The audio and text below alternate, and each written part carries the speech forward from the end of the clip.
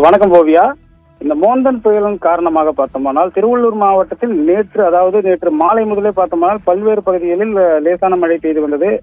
பல்வேறு பகுதிகளில் கனமழையும் பெய்து வந்தது. குறிப்பாக பார்க்க போனோம்னால் 24 மணி நேரத்தில் அதிகபட்சமாக கடலோர பகுதியான பொன்னேரியில் பார்த்தோம்னால் 7.2 சென்டிமீட்டர் மழை பதிவாகியுள்ளது. அதனை அடுத்து ஆவடியில் 6.7 சென்டிமீட்டர் மழையானதும், அதே போன்று ஊத்துக்கோட்டையில் 6 சென்டிமீட்டர் மழை பதிவாகியுள்ளது. குறிப்பாக மாவட்டம் முழுவதும் பார்த்தோம்னால் பரவலாக 5 சென்டிமீட்டர் 3 சென்டிமீட்டர் அளவில் பதிவாகியுள்ளது தற்போது மழையானது.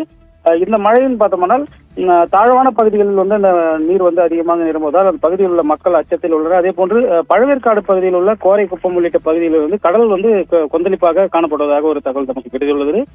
குறிப்பாக பழவேற்காடு அடுத்துள்ள கோரைக்குப்பம் மீனவர்கள் ஆண்டுதோறும் கடற்சீற்றத்தால் பல்வேறு நேரங்களில் சிக்கி தவித்து வரும் நிலையில் இந்த வாட்டியாவது அந்த பகுதியில் வளைவு தூண் கட்டி கொடுப்பார்கள் என்று மக்கள் வேண்டுகோள் விடுத்துள்ளனர். குறிப்பாக இந்த மோந்தா புயல் ஆந்திர மாநிலத்தில் கரையை கடக்கும் நிலையில் அதன் கடலோர பகுதிகளான திருவள்ளூர் மாவட்டத்தில் உள்ள பொன்னேரி, பழவேற்காடு, கும்மிடிப்பூண்டி, ஊத்துக்கோட்டை உள்ளிட்ட பல்வேறு பகுதிகளில் இரவு முதலே பார்த்தோம்னா மழையானது தொடர்ந்து பெய்து வருவதால் தாழ்வான பகுதிகளில் நீர் நிரம்பியுள்ளது. இதனால் நீர்நிலையிலும் நீர் அதிகமாக நிரம்பியுள்ளது.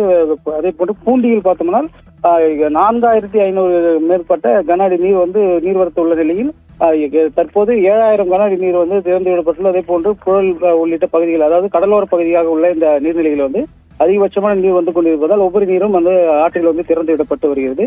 குறிப்பாக தொடர்ந்து இந்த மழை பெய்து வரும் காரணமாக மேலும் இந்த தாழ்வான பகுதியில் நீர் இருப்பு அதிகமாகும் என எதிர்பார்க்கப்படுகிறது.